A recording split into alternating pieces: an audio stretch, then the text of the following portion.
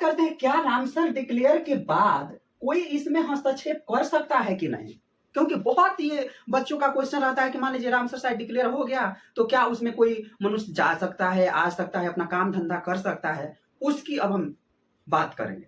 Ramsar site national park के तरह protected नहीं रहता है। जैसे नेशनल पार्क को इतना प्रोटेक्ट कर दिया जाता है उस तरह का ये रामसर साइट नहीं होता है। रामसर साइट कहता है कि वेटलैंड को कंजर्व करो, यूज करो, जितना चाहो उपयोग करो, परंतु सस्टेनेबल मैनर में। अब ये नहीं कि तुमको छूट दे दिया गया तो जाओ तुम वहां के जितने भी जो प्राकृतिक नेचुरल चीजें है उसको एक बार में ही कट करके अपने घर में लाकर रख लो। ऐसी नहीं होना चाहिए, ये रामसर कन्वेंशन का कहना है। रामसर साइट का ये भी कहना है कि अगर जाना ही है तो जाओ, उसमें अपनी उपयोगिता के अनुसार छोटी मोटी जो चीजें हैं उसको लाओ और उसको अपने सांसारिक जीवन में व्यवहार करो। रामसर ऐसा नहीं कहता कि आप उपयोग मत करो, रामसर कहता है कि उपयोग करो, क्योंकि ऐसा कहना रामसर के लिए बड़ा ही मुश्किल है। क्योंकि इंडिया में 70% क्या है, 70% जो वेटलैंड है, जो 70% क्या है वेटलैंड है, वह क्या है, पैडी फील्ड है। पैडी फील्ड है। रामसर का एक शर्त यह भी है कि जो भी कंट्री रामसर का पार्ट बनता है उन्हें अपने देश में कम से कम कुछ तो जो वेटलैंड डिक्लेयर करना ही होगा। ऐसा नहीं कि चलो हम आपके साथ कन्वेंशन कर लिए और हम ऐसे ही बैठे हैं कि हम अपने देश में कुछ किए ही नहीं, तो ऐसा नहीं चलेगा। वहां पे रामसर साइट में अगर आप पार्टनर हैं, आप एग्रीमेंट किए हैं, तो आपको क्या करना है, अपने देश में कहीं से ना कहीं से आपको क्या करना होगा, रामसर साइट को डिक्लेयर करना होगा। वैसे देखा जाए तो इंडिया में 75 रामसर साइट डिक्लेयर हुआ है।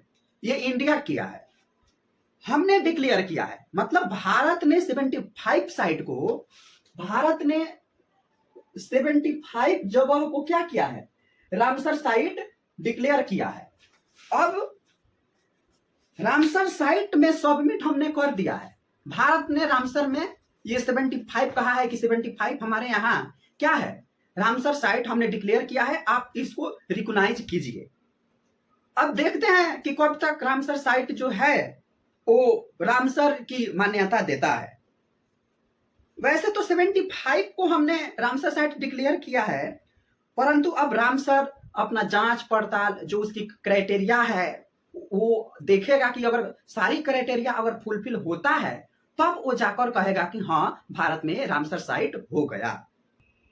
और रामसर साइट यह भी देखेगा, जब जांच पड़ताल कर लेगा तो वो देखेगा कि जो रामसर साइट भारत ने डिक्लेयर किया है, अगर रामसर कन्वेंशन को लगा, रामसर को लगा कि वेटलैंड बहुत ही महत्वपूर्ण है, बहुत ही इंपॉर्टेंट साइट है, तो रामसर साइट उसको डिक्लेयर कर देगा। अब रामसर साइट जो डिक्लेयर कर दिया तो रामसर साइट क्या करेगा, रामसर साइट का टैग दे देगा भारत को कि हाँ भारत में यह इतना रामसर साइट है। अब टैग मिल जाने से क्या होगा, देश के कोने कोने से लोग सर्च करेंगे कि भारत में कितने रामसर साइट है, तो अगर इतने रामसर साइट डिक्लेयर है तो देश के कोने कोने से लोग हमारे भारत में आकर रामसर साइट को देखेंगे और वो अवेलेबल हो जाएगा इंटरनेट पे।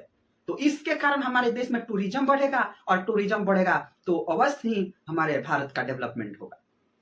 वैसे ऐसा कहना है कि रामसर साइट कम से कम इंपोर्टेंट जो रामसर साइट है वो 27 साइट को रामसर करने चाहता है, परंतु अब देखा जाए क्या होता है।